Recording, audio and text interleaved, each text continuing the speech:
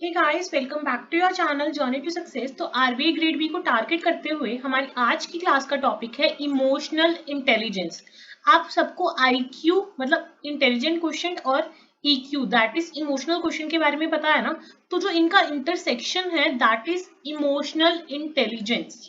ठीक है, तो मतलब इसमें एक ना बहुत अच्छी डेफिनेशन मुझे लगती है that is given by Joshua Freedman. उन्होंने कहा है कि there is a component that a child is born with. वो क्या है? हमारा intelligent question. And but there is a largest component that can be that's learn.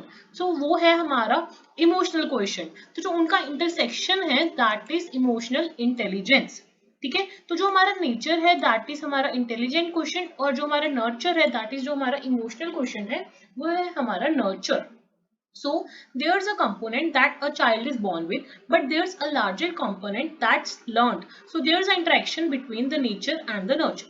ठीक है, सो इमोशनल इंटेलिजेंस का मतलब क्या होता है? इमोशनल इंटेलिजेंस मतलब आपकी एबिलिटी कैसी है अपने इमोशंस को प्रिसीव करने की, कंट्रोल करने की और उन्हें इवेलुएट करने की।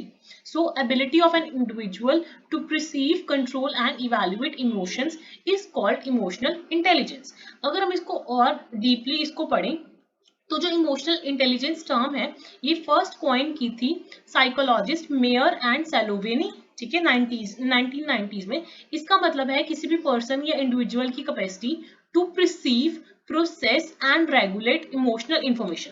जो भी इमोशनल इंफॉर्मेशन है उसको प्रिसीव करना, प्रोसेस करना और उसको रेगुलेट करना एक्यूरेटली भी और इफेक्टिवली भी, both with in one self and in others. और उस इंफॉर्मेशन को जब हमने रेगुलेट और प्रोसेस कर लिया उसके बाद हम उस इंफॉर्मेशन को क्या करेंगे? यूज करेंगे ताकि हम अपनी थिंकिंग को और एक्शंस को इन्फ्लुएंस कर सकें और दूसरों के एक्शंस को भी इन्फ्लुएंस कर सकें, so that we can use this information to guide one's thinking and actions and to influence those of others. So this is emotional intelligence.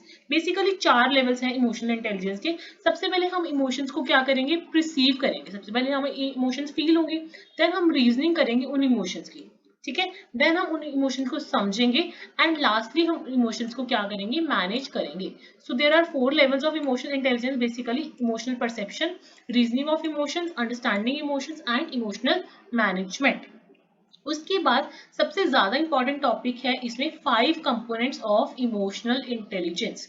तो जो ये 5 कंपोनेंट्स है इमोशनल इंटेलिजेंस के, ये किसने दिए हैं? Daniel Goleman. तो वो लीडरशिप जब थ्योरीज थी उसमें बेस्ड था थोड़ा डैनियल गोलमैन की 5 कंपोनेंट्स ऑफ इमोशनल इंटेलिजेंस। ये 5 कंपोनेंट्स हमें लर्न होने चाहिए डैनियल गोलमैन की। वो क्या है कि जब भी इमोशनल इंटेलिजेंस होती है तो सेल्फ अवेयरनेस होती है। ठीक है, self awareness in emotional intelligence. उसके बाद होती है सेल्फ रेगुलेशन। हम खुद के बारे में सबसे पहले कितना अवेयर है, खुद को कैसे रेगुलेट कर रहे हैं या मैनेज कर रहे हैं, हमारी सोशल स्किल्स कैसी हैं, एम्पैथी हम रखते हैं दूसरों के साथ या नहीं, या हम मोटिवेटेड हैं या नहीं। सो 5 कंपोनेंट्स ईआई के हैं: self awareness, self regulation, empathy, motivation and social skills. So these are the 5 components which are given by Daniel Goleman. Next हमारा टॉपिक है, आपको पता है कि हमने इमोशनल इंटेलिजेंस पढ़ लिया, उसके अलावा और भी काफी तरह की इंटेलिजेंसेस होती हैं। जैसे वो क्या हो सकती है? जैसे स्पेशियल इंटेलिजेंस। ये क्या होता है? स्पेशियल इंटेलिजेंस मतलब आपकी विजुअल या स्पेशियल जजमेंट कैसी है, आप कैसे पैटर्न्स को रिकॉग्नाइज करके उन चीजों को समझ पाते हो, स्पेसिस को समझ पाते हो। नेक्स्ट है बॉडीली काइनेस्टिक इंटेलिजेंस, मतलब आपकी जो मोटर कंट्रोल है या फिजिकल मूवमेंट है वो बहुत ज्यादा अच्छी है। म्यूजिकल इंटेलिजेंस मतलब आप रिदम एंड म्यूजिक को बहुत अच्छे से समझ पाते हो। लिंग्विस्टिक इंटेलिजेंस हो गया, आप लैंग्वेज को, वर्ड्स को, राइटिंग को, इन सब चीजों को समझ पाते हो। नेक्स्ट है लॉजिकल मैथमेटिकल स्किल्स, तो आपकी जो मैथमेटिकल प्रॉब्लम्स को सॉल्व करने की, एनालाइज करने की कैपेबिलिटी है that is extremely good. Interpersonal मतलब विद इन, खुद को समझना, इंटर मतलब आपस में दूसरों को समझना। तो इंटरपर्सनल इंटेलिजेंस मतलब इंटर मतलब साथ में जो आपकी है उसको समझना, दूसरों को समझना। इंट्रा मतलब विद इन, तो आप खुद को कितने अच्छे से इंट्रोस्पेक्ट कर सकते हो, अपने आप को कितने अच्छे से सेल्फ एनालाइज कर सकते हो, that is intrapersonal intelligence. Lastly है नेचुरलिस्टिक इंटेलिजेंस, मतलब आप नेचर को कितने अच्छे से उसमें पैटर्न्स ऑब्जर्व कर सकते हो, रिलेशनशिप्स को ऑब्जर्व कर सकते हो।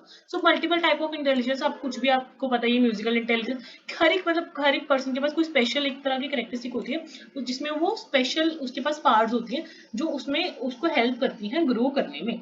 सो नेक्स्ट है EQ वर्सेस IQ।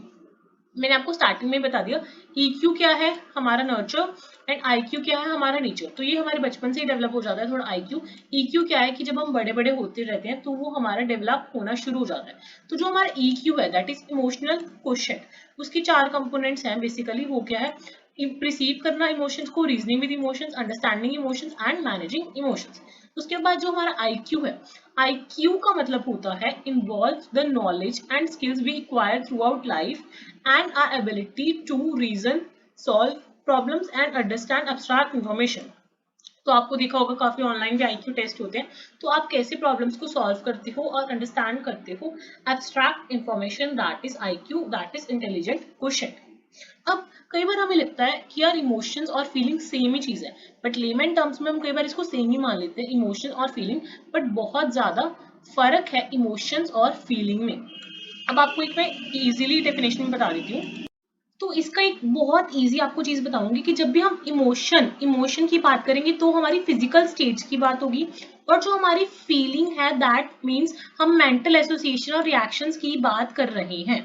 ठीक है, तो जो इमोशन है, emotions are the physical state that arise as a response to external stimulus, कि जब भी कोई एक्सटर्नल स्टिमुली होती है उसकी वजह से जो हमारा फिजिकल स्टेट आती है दैट इज आर इमोशंस। और जो फीलिंग है that are the mental associations, जो कि हमारे इमोशन की वजह से हमारा रिएक्शन आता है। ठीक है, तो इमोशन अराउज बिफोर फीलिंग्स। तो पहले क्या होगा, इमोशन होगा, बाद में क्या आएंगी, फीलिंग आएगी। जैसे हम अल्फाबेटिकल ऑर्डर वाइज भी देखेंगे, पहले क्या आता है, ई फॉर एलिफेंट आता है, एफ फॉर फिश बाद में आती है ना काइंड ऑफ। तो आप ऐसे याद रख लो कि पहले इमोशन होगा, बाद में फीलिंग आएगी। तो feeling is caused by emotions and on the other hand emotions arouse before feelings. ये चीज समझ आई। और जो हमारी फीलिंग्स हैं वो हम छुपा सकते हैं, बट जो हमारे इमोशंस हैं that can B observe through the physical reaction. तो हमारे जो फिजिकल रिएक्शंस होते हैं, अगर कोई रो रहा है तो दैट आर द इमोशंस, तो वो इजीली ऑब्जर्व हो सकते हैं फिजिकल रिएक्शन के थ्रू। ठीक है, नेक्स्ट हमारा टॉपिक है what is the difference between mood versus emotion. हमें यूजुअली लगता है ना कि मूड और इमोशन भी काइंड ऑफ इतना क्लैरिटी नहीं होती कि क्या डिफरेंस है। तो जो मूड है that can last for days, for example आपका सैड मूड है, ब्रेकअप हुआ है, कुछ भी वट एवर रीजन, तो जो मूड है आपका that can last for days, but जो इमोशन है आपका फॉर एग्जाम्पल कुछ सेकंड्स के लिए या कुछ मिनट्स के लिए होगा।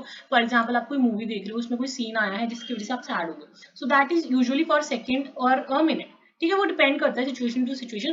तो जो मूड है that is a long term concept, और ऑन द अदर हैंड जो इमोशन है that is a very short term concept. So mood is a state or quality of feeling at a particular time, and on the other hand emotion is a strong feeling originating from the, जो emotion है वो क्यों होता है, क्योंकि कोई भी circumstances ऐसे होते हैं, हमारा मूड ऐसे होता है, या कोई रिलेशनशिप्स की वजह से। ठीक है, so not usually cause by specific events. कई बार हमारा मूड वैसे ही कुछ नहीं होता, जरूरी नहीं कोई कारण हो। तो जो हमारा इमोशन अगर कुछ होगा तो उसके पीछे जरूर कोई स्पेसिफिक इवेंट रहा होगा। So it is not important कि जो मूड है उसके पीछे कोई स्पेसिफिक इवेंट रहा हो, बट इमोशन के पीछे स्पेसिफिक इवेंट होना is very important. So basically दो तरह के मूड्स होते हैं, गुड मूड, बैड मूड। ठीक है, वैसे ही जेनरिक कर दिया उन्होंने। बाकी जो इमोशंस है that could be a variety of emotions. So जो मूड है that is relatively less intense, और जो इमोशन है वो एकदम से आता है बट बहुत ज्यादा स्ट्रांग होता है, सो इसलिए ये इंटेंस होता है। जो मूड है that is a gradual onset, और on the other hand emotion एकदम से रैपिड ऑनसेट होता है। आई होप आपको इमोशन और मूड का डिफरेंस क्लियर होगा। नेक्स्ट, अभी हमारा मूड खराब है या हमारा जो इमोशन है वो एकदम से आए हैं, तो उसके बहुत सारे कारण हो सकते हैं। That could be your age, gender, आपकी पर्सनालिटी ही ऐसी है, आपकी नींद नहीं पूरी, स्ट्रेस में हो, टाइम क्या है, दिन है रात है, या वेदर कैसा है, दिन कौन सा है, मतलब काफी सारे, मतलब इन नंबर ऑफ फैक्टर्स हैं which affect your emotions as well as your mood. ठीक है, उसके बाद इसमें ना सबसे ज्यादा इंपॉर्टेंट एक थ्योरी आ जाती है, वो है इफेक्टिव इवेंट्स थ्योरी। जब भी हम इमोशनल इंटेलिजेंस की बात करेंगे, एक थ्योरी हमें पक्का याद रखनी है, that is effective events theory. इसमें क्या है, कहते हैं कि जो आपका वर्क इन्वायरमेंट है, वर्क इन्वायरमेंट में क्या क्या आ गया, आपकी जो कैरेक्टरिस्टिक्स ऑफ जॉब है, आपकी जॉब की डिमांड्स क्या है, या लेबर, इमोशनल लेबर रिक्वायरमेंट्स क्या है। ऑब्वियसली आपका वर्क इन्वायरमेंट कैसा है, उसका डायरेक्टली इंपैक्ट पड़ेगा आपके वर्क इवेंट्स पे, मतलब आप जो भी डेली काम करते हो। ठीक है, उसके बाद ये सब चीजें इफेक्ट डालेंगे आपकी पर्सनालिटी और मूड पर। तो आपका जो रिलेशन है, इमोशनल रिएक्शन है, वो पॉजिटिव भी हो सकते हैं, नेगेटिव भी हो सकते हैं, and that directly influences your job satisfaction and job performance. तो सिंपली जो अफेक्टिव थ्योरी है ना, वो क्या बोलती है कि employees react emotionally to the things that happen to them at work and his reaction influences their job performance and satisfaction. तो जो भी चीजें उनके वर्क एनवायरनमेंट में, उनके वर्क इवेंट्स में होती हैं, एम्प्लॉय उन चीजों पर रिएक्ट करता है, which in turn effects their job satisfaction and job performance. तो work environment and work events affect the emotional reactions of an employee, which further influences the job performance and job satisfaction. That could be positive or negative, that depends. उसके बाद अभी हम इतना emotional intelligence पढ़ रहे हैं, उसका फायदा क्या है, उसकी इंपॉर्टेंस क्या है। ऑब्वियसली आप जज लगा सकते हो कि जो आपका एम्प्लॉय है दैट इज हैप्पी और नॉट, हैप्पीनेस पे डिपेंड करता है। और इस पे अगर आप समझ पाओगे कि उस बंदे की इमोशनल इंटेलिजेंस लेवल क्या है, so that would help in reducing the conflicts, relations अच्छे बन सकते हैं, सोशल ऑब्जेक्टिव्स फुलफिल हो सकते हैं ऑर्गेनाइजेशन की। और अगर कोई बंदा इमोशनली इंटेलिजेंट होगा दैट कुड मेक बेटर और रैशनल डिसीजंस। ठीक है, अभी कुछ मिथ्स हैं जो अनकवर करने बहुत जरूरी है इमोशनल इंटेलिजेंस की। वो ये क्या है, पहला मिथ हम ये मानते हैं कि जो इमोशनल इंटेलिजेंस है that is fixed genetically and develops in early childhood, but ये चीज गलत है। जरूरी नहीं है कि अर्ली चाइल्डहुड में ही आपकी इमोशनल इंटेलिजेंस डेवलप हो, आप टाइम के साथ बड़े होते हुए भी इमोशनल इंटेलिजेंस गेन कर सकते हो। एक बड़ा मिथ ये है कि men have higher EI than women, so ये भी गलत है कि ईआई जेंडर स्पेसिफिक नहीं है, that depends to individual level. ठीक है, आपके जेंडर के अकॉर्डिंग ये नहीं है कि आप में ज्यादा ये है अगर आप मैन हो, ऐसा कुछ नहीं है, दिस इज अ मिथ।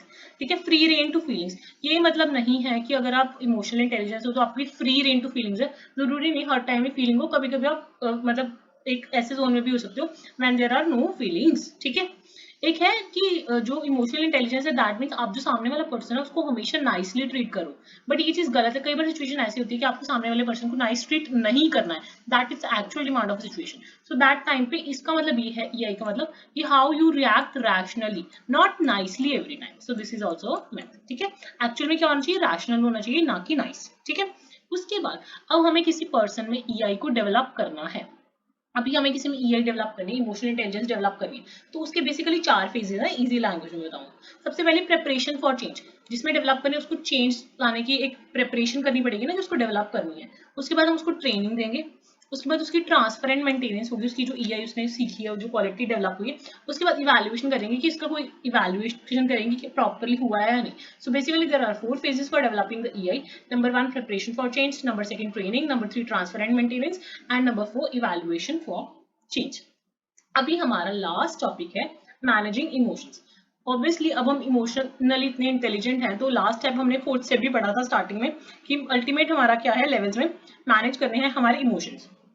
तो जो प्रोसेस है ऑफ मैनेजिंग इमोशंस उसको हम बोलते हैं इमोशन रेगुलेशन, क्योंकि हम इमोशंस को मैनेज कर रहे हैं मतलब रेगुलेट कर रहे हैं। ठीक है, अब कुछ प्रोमिनेंट मेथड्स हैं इमोशन को मैनेज करने की, वो क्या है, सबसे पहले अंडरस्टैंड करना कि इमोशनल स्किल्स हैं क्या, क्योंकि जब तक हमें इमोशनल स्किल्स नहीं पता होंगे उनको रेगुलेट या मैनेज कैसे ही करेंगे।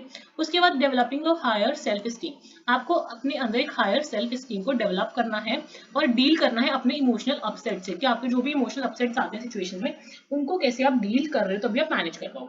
Then coping with anger is an very very important element, क्योंकि अगर आप अपनी एंगर से या स्ट्रेस मैनेजमेंट ही नहीं कर पाओगे तो आप अपने इमोशंस को मैनेज नहीं कर पाओगे। एक अपनी टर्म पढ़ी थी TQM, that is total quality management, वैसे ही एक टर्म होती है EQM, that is emotional quality management. तो उसको प्रैक्टिस करना भी बहुत ज्यादा जरूरी है, जो that would help in the managing of emotions. तो हमारे ये टॉपिक कंप्लीट हो गया। नेक्स्ट हम टॉपिक करेंगे इंटरपर्सनल रिलेशनशिप्स। ठीक है, इन नेक्स्ट वीडियो।